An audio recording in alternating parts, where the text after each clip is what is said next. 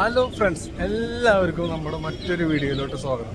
ഇന്ന് ഞങ്ങളുള്ളത് ഫോർട്ട് കൊച്ചിയിലാണ് കേട്ടോ. ഫോർട്ട് കൊച്ചിയിൽ ന്യൂ ഇയർ ആഘോഷിക്കാനായിട്ട് വന്നിരിക്കുകയാണ്. അപ്പോൾ കൊച്ചി എന്നും പൊളിയാണ്. അപ്പോൾ എല്ലാവരും എന്താ പറയുക, വീഡിയോ സ്കിപ്പ് ചെയ്യാതെ കാണാം. അപ്പോൾ ഫോർട്ട് കൊച്ചിയിലെ ന്യൂ ഇയർ ആഘോഷം പ്ലസ് കൊച്ചിയിലെ കാർണിവൽ ആഘോഷം കൂടി നമ്മളിതിൽ ഷെയർ ചെയ്യുന്നുണ്ട്. കൊച്ചി കാർണിവലും ന്യൂ ഇയർ ആഘോഷവും വളരെ ഫേമസ് ആണെന്ന് നമുക്കറിയാം. കേരളത്തിൻ്റെ അങ്ങ് നിന്നുള്ള ജനങ്ങളും കേരളത്തിന് പുറത്തു നിന്നും പോരാതെ വിദേശികൾ ഉൾപ്പെടെ ഇവിടെ ഈ ആഘോഷം പങ്കുചേരുന്നതിന് വേണ്ടി എത്തിച്ചേരാറുണ്ട്.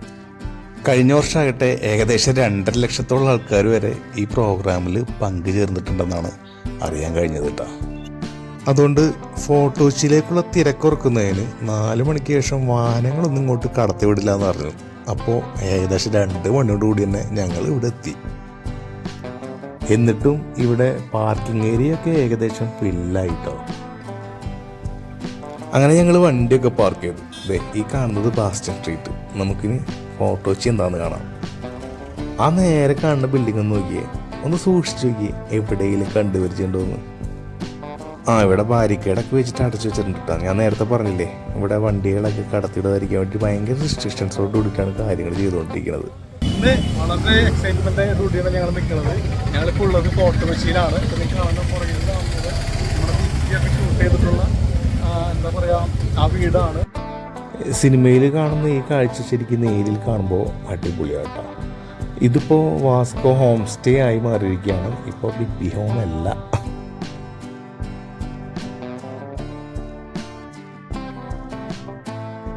ഇതിനോട് ചേർന്ന് കാണുന്ന ഈ മതിൽക്കെട്ട് ഒരു പ്രശസ്തമായ ഒരു ചർച്ചിൻ്റെതാണ്, സെൻറ്റ് ഫ്രാൻസിസ് ചർച്ച്.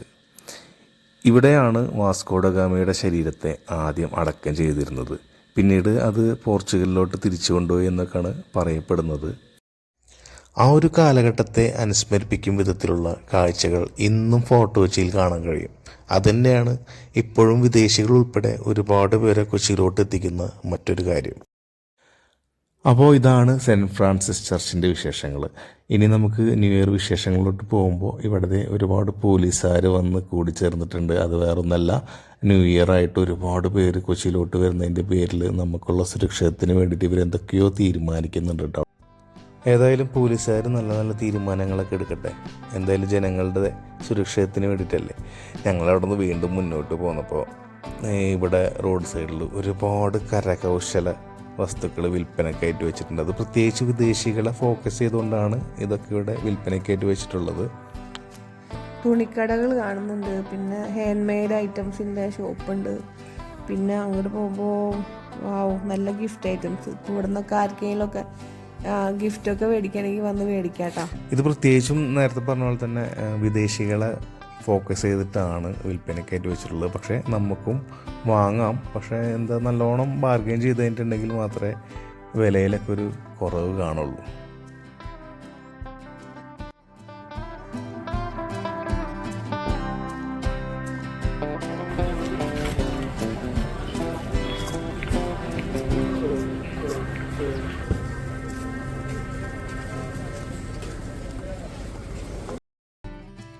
അപ്പം ഞങ്ങൾ ബീച്ച് സൈഡിലോട്ട് പോവാട്ടോ.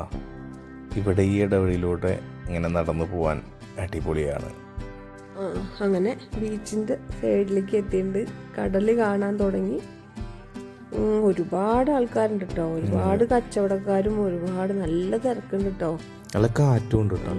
നല്ല ക്ലൈമറ്റ്. ഉച്ചയാണെങ്കിൽ കൂടിയായാലും അത്യാവശ്യം എന്താ പറയുക, വലിയ ചൂടൊന്നുമില്ല. അതെ, അത്യാവശ്യം മരങ്ങളൊക്കെ ഉള്ളതിൻ്റെ പേരിൽ ഇത് സംഭവം കൊള്ളാലോ. അതൊക്കെ മുറുക്കിൻ്റെ അച്ഛല്ലേ, ഇടിയപ്പം ഉണ്ടാക്കുക. വരെ ഉണ്ട്. 15 അച്ചുണ്ട്. ഇതുണ്ട് ഈ അച്ചിടുന്ന ഈ അരിമാവുണ്ട്. ഏത് മാവ് ഉണ്ടാക്കുന്ന ഇങ്ങനെ മാവുണ്ട്. ഈ പ്രസാദം ഇടിയപ്പം ഉണ്ടാക്കുക. കടല മാവിന് മിക്സറുണ്ടാക്കുക. എന്ത് വില അതിന്? 100 രൂപ. അപ്പോൾ 100 രൂപ എന്നാണ് പറഞ്ഞത്. ഇപ്പോൾ വേണ്ടവരിവിടെ ഒന്ന് മേടിച്ചോളോട്ടോ. അപ്പം ഇനി നമുക്ക് മുന്നോട്ട് പോവാം. ഓക്കേ.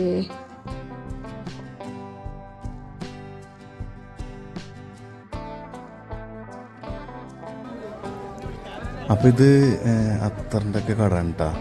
അത്തറ്, മോതിരങ്ങൾ, ദൂരം മോതിട്ടാണ്. അതെ.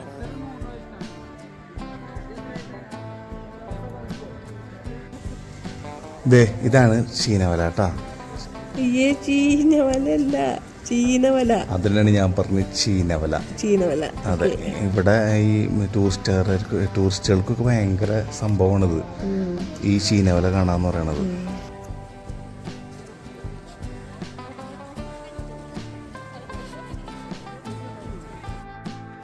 ന്യൂ ഇയറിന് ഇത്രയും ആൾക്കാർ വരുന്നത്, അല്ല ഒരുപാട് ആൾക്കാർ വരുന്ന മറ്റൊരു മാർഗം ഈ ജങ്കാറ് വഴിയാണ് കേട്ടോ. റോഡിൽ റെസ്ട്രിക്ഷൻ പോലെ, റോഡിൽ ഇപ്പോൾ ഒരു ഏകദേശം 4 മണി മുതൽ വണ്ടികൾ കടത്തി വിടില്ല എന്ന് പറഞ്ഞ പോലെ ഇവിടെ ജങ്കാർ ഇന്ന് 7 മണി വരെ ഉള്ളൂ കേട്ടോ. പിന്നെ റീ ഓപ്പണിങ് 12 മണി, അതായത് അടുത്ത വർഷം ന്യൂ ഇയർ പിറന്നതിന് ശേഷം ആണ് പിന്നെ ജങ്കാർ ഓപ്പൺ ആവുള്ളൂ. അത് വണ്ടികൾ ഉണ്ടെങ്കിൽ മാത്രമേ ഇതുവഴി അപ്പുറത്തോട്ട് കിടക്കാൻ പറ്റുള്ളൂ. അതല്ലാത്തവർ തിരിച്ച് റോഡ് വഴി തന്നെ പോകേണ്ടി വരും. അതിന് ബസ് സർവീസും ഉണ്ട്. ബസ് സർവീസും 12 മണിക്ക് ശേഷം ഓപ്പണിംഗ് ആണ്.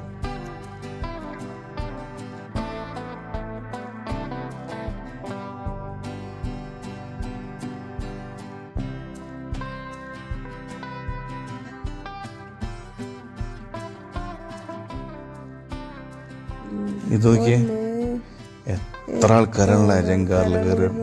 അതെ, ഇത്ര ആൾക്കാർക്ക് താങ്ങാനുള്ളൊരു കപ്പാസിറ്റി ഉണ്ടാവോ ശരിക്കും ഉച്ചയ്ക്ക്? 2.5 ലക്ഷം പേര് കഴിഞ്ഞ വർഷം ഉണ്ടായെന്ന് പറയുമ്പോൾ ഇത്തവണയും ഉണ്ടാവും ഒരുപാട് ജനങ്ങൾ.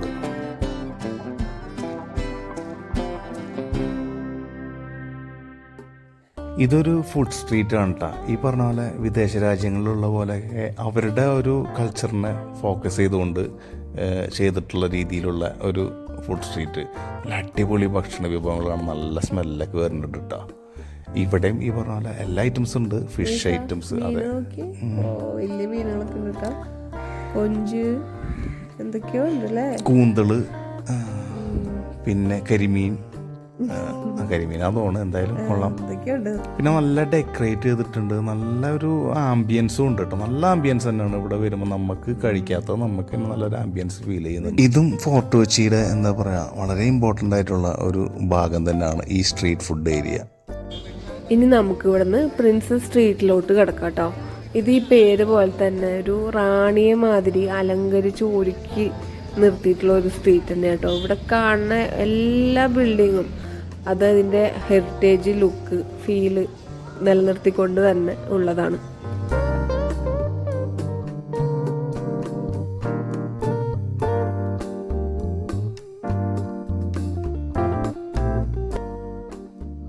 നല്ല ഭംഗിയുണ്ടല്ലേ ആ പെയിന്റൊക്കെ മഞ്ഞ പേര്. നമ്മൾ ഈ ഒരു ബാക്ക്ഗ്രൗണ്ട് ആയിട്ടുള്ള പിക്ചേഴ്സ് നമ്മൾ ഒരുപാട് വേറെ കണ്ടുണ്ടാവും. കാരണം ഇവിടെ ഒരുപാട് ആൾക്കാർ വന്നിട്ട് ഫോട്ടോ എടുക്കണ ഒരു സ്പേസ് ആണ്. ഈ സ്ട്രീറ്റിൽ എനിക്ക് ഏറ്റവും ഇഷ്ടപ്പെട്ടത് ശരിക്കും ഈ ഒരു കളർഫുൾ ആയിട്ടുള്ള ഈ ഒരു ബിൽഡിംഗ്.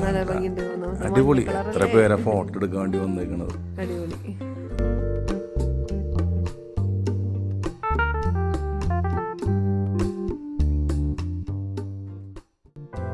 ഇതൊന്നും നോക്കിയേ, എന്ത് രസമായിട്ടല്ലേ ഡിസ്പ്ലേ ചെയ്തിരിക്കുന്നത്. ഇത് ശരിക്കും ഈ ഒരു പ്രിൻസസ് സ്ട്രീറ്റിനെ ശരിക്കും ഭംഗി കൂട്ടുന്ന രൂപത്തിൽ തന്നെ ഇതും പങ്ക് ചേർന്നിട്ടുണ്ട് അല്ലേ? അതെ, ശരിക്കും തീർച്ചയായിട്ടും. അതൊക്കെ കാലി ബോട്ടിലാണ്. അതിൽ നമുക്ക് അതും ഡിഫറെന്റ് ടൈപ്പിലുള്ള ബോട്ടിലുകളാണ് കേട്ടോ. അതിൽ നമുക്ക് ഇഷ്ടപ്പെട്ട അത്തറ് പാക്ക് ചെയ്തിട്ട് നമുക്ക് ഗിഫ്റ്റ് ചെയ്യാം. പ്രിൻസസ് സ്ട്രീറ്റിലെ ഈ മഞ്ഞ ബിൽഡിംഗ് വിട്ടുപോകാൻ ശരിക്കും ഞങ്ങൾക്കൊരു മടിയുണ്ട് കേട്ടോ.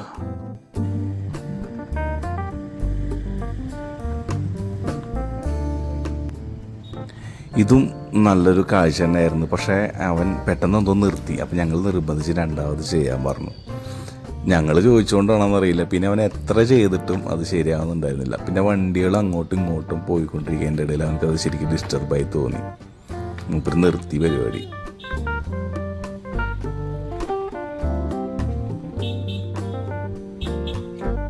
കുറച്ചുകൂടി മുന്നോട്ട് പോയപ്പോഴും നമ്മൾ കണ്ടത് പിന്നെ യേശുദാസിൻ്റെ വീടാണ്. അതായത് ഗാനഗന്ധർവൻ യേശുദാസിൻ്റെ പഴയ വീട്.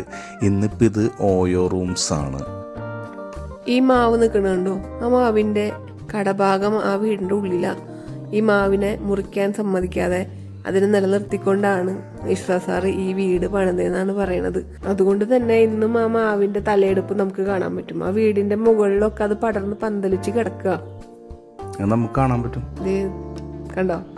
അത്ര പൊക്കത്തിൽ വളർന്നിട്ടും അത് അടിപൊളി അല്ലേ. നമ്മളിനി പോകാൻ പോകുന്നത് കാർണിവൽ ഗ്രൗണ്ടിലോട്ടാണ് കേട്ടോ. ഈ വീഡിയോ ഇവിടെ അവസാനിക്കുന്നില്ല. ഇതിൻ്റെ സെക്കൻഡ് പാർട്ടായിട്ട് അടുത്ത വീഡിയോ വരുന്നത് എല്ലാവരും തീർച്ചയായിട്ടും കാണണം കേട്ടോ. അതോടെയും കണ്ട് നമ്മുടെ ന്യൂ ഇയർ ആഘോഷത്തിൽ പങ്കുചേരണം. അപ്പോൾ അടിപൊളി വെടിക്കോട്ടൊക്കെ ഇനി അവസാനം വരുന്നുണ്ട്. അപ്പോൾ അതുവരയ്ക്കും ബൈ ബൈ.